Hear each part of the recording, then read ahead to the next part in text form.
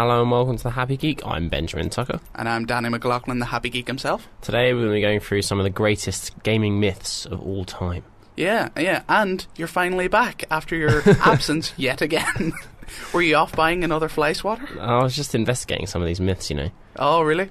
Yeah. Do you know what is a myth? What's that? You being good at any game, ever. Ooh. Yeah, I know. I was rehearsing that one. That's why I was away. I had to master that one, yeah. Oh, right. That would kind of be effective if you hadn't beaten me at that trial-like thing.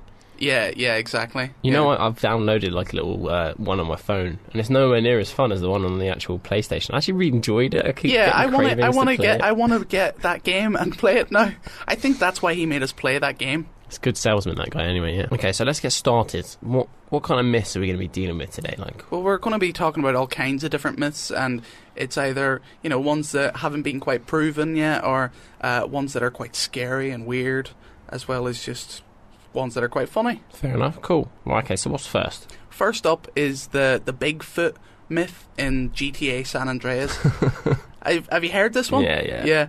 And there was all these kinds of screenshots and things that people brought out saying, look, I found Bigfoot. And basically the myth goes that if you wandered around the forests in Mount Chiliad whenever it's particularly foggy and dark, that Bigfoot will come out and you could try and kill him or whatever. But basically it turned out that if you didn't have like a modded version of the game that you couldn't find him.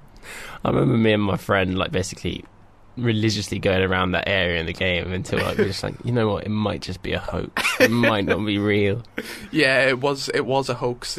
And the creators of the game actually said he's exactly like the real Bigfoot, not real. So yeah, they even touched on it a little bit in Red Dead Redemption's Undead Nightmare, where you could actually meet Bigfoot, and I think his whole family was dead in it or something because they'd been hunted and all this sort of stuff. So yeah, that was quite good. Isn't there like Bigfoot in GTA 5? Well, yeah. I imagine that. One of the strangers that you meet along the way is dressed up as Bigfoot, and basically it's the same sort of thing. They were just making a comment about the whole hoax thing that came up in GTA San Andreas, so I quite like that they did that too. So yeah, next up we've got the revive Eris in Final Fantasy VII. A sad moment. I know, yeah, people were so upset that Eris had died, and it didn't matter how many sort of revives that you had, that basically once this character was killed off by the main antagonist Sephiroth, that basically people had this idea that you could possibly revive her some way, and they went out trying to search for a way to actually get her back in your party. That's cruel because it plays on like the sadness and the grief. I know. It's like the kind of Derek Okora of gaming myths, just kind of don't do that. It was quite sad, and the fact that basically there was no way to actually revive her, it made it all the worse because people had that little glimmer of hope that was smashed. The only way that you could get her back in your party was by using a cheat, but it wasn't officially her. So, yeah, it was unfortunate. It's sad. Yeah. What's the next one? The next one up is the 17th Colossus. Now, in Shadow of the Colossus, obviously there's only 16 in the game, but there was these rumours that surfaced that if you searched in certain places and certain times and all this sort of ambiguous ways, that basically you could find yet another Colossus that would change the ending slightly to the game, and I think it was supposed to unleash a completely different force altogether, and it was supposed to be a really difficult Colossus. But what ended up happening is basically you had loads of people just searching the entire land. Which is huge as well. Yeah, it's absolutely mammoth in scale, and basically there was nothing at the end of it. People were searching time and time again and using that that light on the sword thing to try and find it, but they could not for the life of them find anything. Well, at this point you don't have the horse anymore, do you? So you'd have to just walk around with you. Is that the... Well, no, see, apparently the 17th Colossus could be found at any point during the game. Right, okay. So yeah, people were convinced that they would be able to find this guy and murder him horribly. But yeah, it was unfortunate that basically they couldn't get him in the end, and turned out that it was a big hoax. And I think mostly these kinds of myths have proven to be hoaxes in the past, and have just been a way for people to explore more and put more effort into the games. I think it was a good way to try and get people to keep playing their games. I think a lot of the time it kind of taps into what people actually wanted from the game and the story. If they were maybe disappointed with like a death of a character, or disappointed that the game didn't kind of go on forever. I know I've like completed games and I've been so upset they've come to an end that I've been desperate for there to be more of the game. So I can understand where people actually go to those lengths to find something like more in the game. Okay, well, so what other myths have we got, gaming myths? Well, there's this really creepy myth that has been sort of talked about for a long time, and it's the evil Sonic. Yeah. Okay. Basically, there is this rumour that goes around saying that there's, in one of the Sonic games, if you freeze frame it at this one point, then this really evil, horrible-looking Sonic screenshot is there, and it's like covered in blood and horrible, and the rumour goes that basically... you play as all the other characters. You know, you've got Tails and Knuckles and that, and even Dr. Robotnik, and you run around the map being chased by the evil Sonic, and he's really demented looking, and there's these horrible backgrounds, and it's absolutely, you know, it's really creepy and horrible, and even Sonic, he looks all demented, or at least that's the way the myth goes anyway. But it turns out that basically the myth is untrue, but there has been a game developed by a fan that was inspired by this myth, and he went out and actually made the game. That's pretty cool then. It kind of does exist now, at least. Yeah, it does kind of exist in the sense that basically someone went along and modded the games and decided, you know what, let's have an evil Sonic that comes and kills his friends. That would be quite a good game though, like trying to get away from Sonic.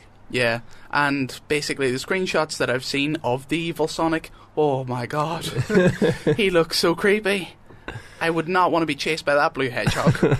Is he still blue then, or is he like... Yeah, he's like blue, but he's like got slashes of red all over him, and his eyes are really small and pointed. I don't know, it's kind of, whenever eyes are really big and round, they're really nice and cuddly and cute looking, but whenever they're really small, I don't know, they just have this evil look about them. Okay, what other myths have we got then? We've got the Herobrine in Minecraft. Have you heard of this one? I haven't, I'm afraid.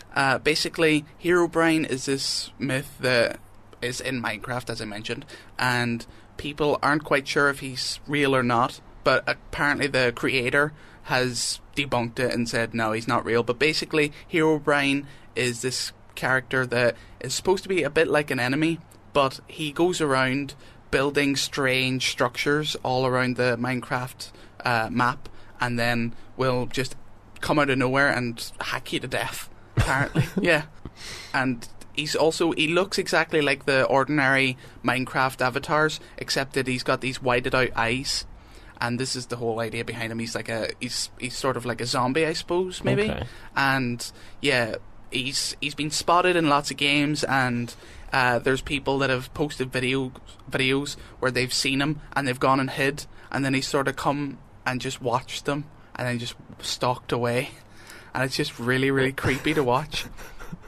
I would imagine there's been mods and things that have included Herobrine, but one of the updates for the game, published by the creator of the game, actually put one of the things as things that have been removed from the games, like bugs and things, and one of them was Herobrine removed. So yeah, people are still a bit spooked by it, I think. They'll probably come back in sometime as well, I imagine. Yeah. So next up as well, you've got the number station in Fallout 3. No way. Yeah. I've not heard about this one. Well, basically, there's this whole elaborate way of basically trying to get this thing, and you have to kill the radio DJ, and then you have to go and blow up a certain town or something along those lines. If you look it up online, you'll be able to find it easily enough. Mm-hmm. But basically, you have to go through all this stuff, and then whenever you tune into the radio station, you can hear these numbers being called out in Morse code. Okay. And some people have translated the Morse code and the numbers all together to either reveal some loot that you can find within the game, but they've also said that it can predict the future. Like, one of them was saying that code translated as Britney Spears is going to win an Oscar. Okay. And yeah, I don't think that's going to happen, but there was one as well saying that Queen Elizabeth will die on a certain date as well. Okay. And I can't remember exactly now what the date is, but that was another quite weird one, I thought. To be honest, I do like to blow up the towns anyway. I think it must be Megaton, the one with the bomb in the middle. Yeah. And I've probably killed the radio DJ as well. On my first playthrough of Fallout 3, I was a bit nasty. I took You just no killed prisoner. everyone. Well, yeah, I mean, it's refreshing to be evil once in a while instead of like just Yeah. stealing things. And then when they catch you, instead of being like, "Oh, I'm sorry," no, you'll be sorry, mate. Just Yeah. killing them, blowing Yeah. up their town with a megaton bomb. Heck yeah. Okay, what's next on the myths? Well, next we've got the killer music in Lavender Town from Pokemon. Okay, So yeah, there was this whole myth basically that for the US and EU release of Pokemon Red and Blue, that they had to take out certain frequencies from the theme tune in the music, you know, the background music playing whenever you go into Lavender Town, the place with all the graves and stuff for the Pokemon. yeah, I know. that one. And apparently what had happened is in the Japanese version that the frequencies weren't taken out, that lots of kids that played the game ended up committing mass suicide because of it was a really, really bizarre and horrible rumour that these frequencies caused children to go insane and kill themselves. No, Yeah. no. And basically, if you go online, listen to the two different sets of music, they sound identical. There's very, very little difference in them. And I don't really think that this kind of music is going to cause, mass suicides or anything like that. As, horrible as suicide is, I don't think that a little bit of, Well, yeah, the music isn't that kind of dramatic, really. It's a set of beeps. Yeah. Let's be honest. I love the Pokemon music. Anyway, yeah. So I don't think that's a true myth now, and it's pretty much been sort of widely accepted as being untrue. But still, it was quite a creepy one to think about, really. If you could think that music could have that effect on people, and yeah, a bit odd. There's been a couple of myths like that. Like basically there's one as well from the Polybius game where people are convinced that the game never actually existed, but it's said that it existed in a few suburbs in the US, and basically that if you played the game it caused you to become susceptible to killing yourself or going completely insane. What? Yeah, no, it was a very odd rumor, and there was apparently like people in black suits, like men in black, coming and checking the machine and downloading the data from it. So there was all these weird conspiracies and rumors about this game that I don't really think ever existed. So yeah, if you were to look up Polybius, then you'd probably find out exactly what's going on. But there have even been a few games developed that are based on the idea of the game. So yeah, it's an interesting concept, but I don't think it's very true. Okay. Next up, there's this rumour that these thousands of cartridges from the E.T. game on the Atari were buried in a New Mexico desert. Okay. And basically the game was so bad that it nearly completely destroyed the video games industry. What? Yeah, the E.T. game was released with the film, and basically it was absolutely awful. And it cost Atari thousands upon thousands of dollars at the time, and the video games industry had pretty much only just started up, and it set it well back, and it got to the point where the games were selling so badly and doing so badly, as they were sold, that they recalled all the games and threw them in a hole in the desert, and for years and years this was just sort of an unconfirmed myth, but the hole in the desert has been found and dug up, and you can now actually find the old Atari games. Apparently some of them are still in working order as well. No way. Yeah. That's ridiculous. I'd never heard of that before. Like, imagine a retailer doing that now, calling back every single game. Yeah. They should have done that with Assassin's Creed 3, let's be honest. Oh, I don't think it was as bad as E.T. was now. If you want to see the sort of the terribleness behind it, then have a look on YouTube. It's all over YouTube, so just look up the E.T. game, because, oh my dear lord. There was an E.T. game on PlayStation as well. Was there? PlayStation 1, and it actually looked really good. Yeah, well, the E.T. game on the Atari was absolutely dire. It's been basically called the worst game of all time by a large number of sources. I've got to check this out, like, definitely. Yeah. Okay, here's some more myths. I'm enjoying this. Well, did you hear the rumour that basically GLaDOS, the antagonist from Portal, there's these rumours that she is actually a woman tied up inside of the machine? Okay. Now, this is completely unconfirmed as well, and it's more of just this fan sort of idea. But basically, everyone is convinced that the way that GLaDOS hangs is exactly in the shape of a woman that, could be hung that same sort of way. Okay. And that basically, as well, in Portal 2, there's a woman called Karen, I think her name is, or Sharon, or something like that. And that's where her personality came from. And basically, there's this whole idea that she has forgotten that she is this person and has then become GLaDOS completely, and is just convinced that she is a machine. But the whole fact, I think, that she was pretty much like taken apart and put in a potato in Portal 2, I think it pretty much proves that can't really be all that true. Maybe, who knows? Just a bit more gory, I guess. Well, her brain was supposed to have been put in a potato, and that's what made her into GLaDOS the potato. And I'm not entirely convinced by this myth. And I thought that basically, although it's a nice little idea for the first game, it could have been true. But for this, whenever the second game came out, and it pretty much disproved the entire theory. You're obsessed with Portal. Yeah, I know. I want another one. Let's move on.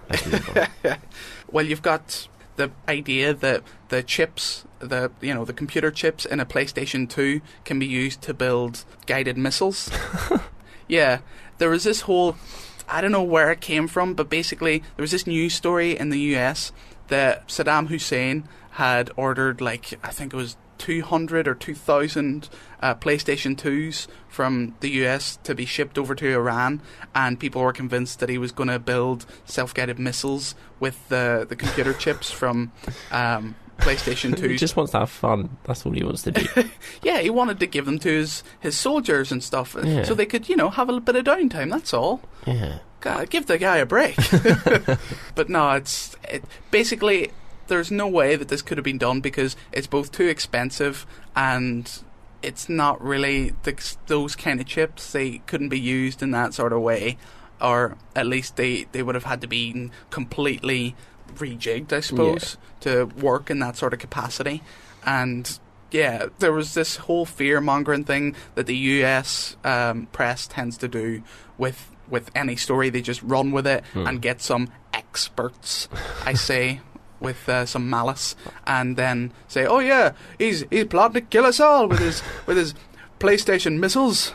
I'll tell you what is interesting though. Like the PlayStation 3 is still used as almost like a supercomputer. You can kind of daisy chain them together, and it's still used for a lot of research. Do you ever download that kind of cell unfolding thing that you could just run in the background and you'd be helping this kind of research thing? Yeah, it was cancer research if I remember correctly. And as well, they use PlayStation and Xbox controllers for to guide drones and sort of unmanned drones in war zones as well. So it's not too far from the truth, I guess. No. I guess there's something in there. No, and as well, they had this whole idea that the PlayStation 2s were all being linked together to make some sort of supercomputer as well.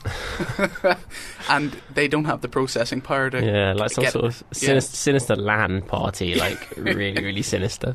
The last one I wanted to go into as well was the whole myth that girls don't play games, because everyone pretty much now knows that basically 40% of gaming community is made up of the female gender. Well, I didn't know that. I didn't know it was that high. Yeah, no, it's 40%, and pretty much if you are to play online using a headset, there is a very good chance that you will meet a girl swearing at you just as much as the 12-year-old boys do. And it's quite funny because I knew a girl as well that I used to play along with, and everyone thought that she was a 12-year-old boy because she kept saying that she would have relations with their mother. Fair. Yeah. She was just as foul-mouthed as those 12-year-old kids. It's a bit but what about RuneScape? I remember back in the day on RuneScape, people were buying girlfriend. And just they would offer all their in-game gold to have a girlfriend. Yeah, it happens in World of Warcraft as well, actually. Jesus. Why? No, I know a fair few girls that play games. I don't know. I just think that in the past, definitely it was a lot worse. I think now with like games on phones and that sort of thing, and it's a lot more kind of accessible. Yeah, I think today pretty much everyone is a gamer because we've got all these games on our phones and things. You can't say you're not a gamer anymore. Yeah, it's true. It's true. Okay, so the final myths, like, what are we down to? I'm expecting some top ones here. Yeah, Probably these are the top myths now that have either been disproved or still remain a little bit, ambiguous. Mm-hmm. So, first up, you've got the you can get Mew without cheats myth. Now, there was this idea that basically, if you went into the game and you went to the St. Anne's dock and you crossed the water and found this truck, and then you had to get in the back of the truck or something. No, you had to use cut on the tires, and then you had to use strength to push the truck. But try as you might, you could not move that truck, and apparently underneath it was supposed to be Mew. If you moved the truck, Mew would pop out. Why is he hiding under a truck? No. Exactly. No. Exactly, yeah. Basically, the only way that you were able to get Mew was if you attended this Nintendo event and they were giving out free Pokemon. So they would have traded a Mew to you, and that was literally the only possible way that you could have got a Mew. Otherwise, you had to use cheats in the game. Yeah, there was a few codes you could use. Basically, if you flew to one of the cities and you had to go straight to another city, and then, the bridge with the 5 trainers that you cross, and then you got like the kind of Abras on the left in the grass. Yeah, yeah. I'm sure it was something to do that, and you walk up there, you go to a certain square, and then you have get into this kind of random fight with something called Missing No. And it would break your game if you had it. If you traded it or did anything with it, it would break your game. If you did one step wrong in this whole kind of really specific process, it's over. It's over for your cartridge. It's over for your save file. Yeah, I remember getting Masingo, and as well the fact that he multiplied. What was it, like the sixth thing in your inventory? Yeah, he multiplied it by 100, so you could have as many Master Balls as you wanted, and that's the best way to capture all the really good Pokemon and stuff. But yeah, I remember that quite fondly, in fact, actually. But the fact is, you cannot get Mew without cheats or without attending that Nintendo event that is long finished. But yeah, it's unfortunate. And, I know people really wanted to have the real Mew, but too bad. Too bad, yeah. Too bad and too late. So yeah, next up we've got this one that was well known at the time and people were convinced that it was real, but it was the nude Tomb Raider. Yeah. And basically there was this whole idea that there is a code in the game that if you unlocked it, that you would be playing with a completely naked Tomb Raider, and that's Lara Croft. And basically this was completely false, and it just sort of, I don't know how it came about, but I'd say just horny teenagers wanting to see some pixelated boobs. It just tapped into the teenage desire to see some kind of pixelated flesh. Yeah. And I mean, really? Yeah, and the code that was said to actually unlock nude Lara was used in the second game, and basically that's the code that if you used it, Lara would then explode. So yeah, I thought that was quite a nice little ad. I don't think I wouldn't want her to be naked in the game because she does so much climbing in the old games. Unlike there's one bit in Tomb Raider 2 where she's in this sunken boat. It's just so covered in rust and stuff. It's just imagine it. Ugh. Bare skin against rust. Oh, yeah, I wouldn't wish that on anyone. Definitely. No, especially Lara. She's such a nice lady. Yeah, she's a lovely lady. Unless you cross her, and then obviously she's gonna. Then you have to. Yeah, you have to watch yourself then. Well, actually, don't. That you do say she's a nice lady, but. Well, she's a bit rough the odd time. Well, no, it's not even that. It's just she's pledged her allegiance to Xbox, isn't she? Oh, but we'll get on to that another episode. Yeah, that's a talk for another day. That's a different Lara Croft altogether. I know, yeah. So yeah, the last thing I wanted to mention before we move on is that gaming leads to violent behaviour. Now, this is one of the biggest myths in all of gaming. Hang on, at least a what? Yeah, at least a what, Danny? What you say to me? Oh. You. Oh. Yeah, yeah, you're going to hit me, are you? I'm a violent person because of the games I play. I played FIFA once, and now I'm the best footballer in the world. Yeah. And I'm also a really, really good sniper because of Hitman. Oh, actually, I'm a really good sniper. Say that. You say that. You should have seen me at paintball. I'm accurate. Yeah. I'm good. No, well, basically, this myth has been both disproved and proved and all this sort of stuff. There's so many conflicting reports, but basically most of them have been saying that the violence and video games aren't linked. There are links that basically people that are violent will play video games, and it's the same way that, if you happen to be homosexual and you play video games, that doesn't mean that video games make you homosexual. It just means that you might like have that as a nature. That's just the way you are. It's any person that plays a video game will just like to play video games. It doesn't make the video game the cause. Yeah, exactly. And, it's like, and as well, I do agree that I don't think kids should be exposed to violent games so early. I know there's a lot of kind of households where they don't actually think about what they're giving to the kids. When you're that young and impressionable, then yeah, sure, but there's a reason these kind of regulations are in place. Yeah. And if you get exposed to that at the age where you don't quite understand what it is, you don't understand that it's not necessarily right, then yeah, sure, but that's not an issue of the game itself. That could be absolutely anything. It's not necessarily games. And what's odd as well is basically that gaming has been proved to improve hand-eye coordination, intelligence, and puzzle-solving ability.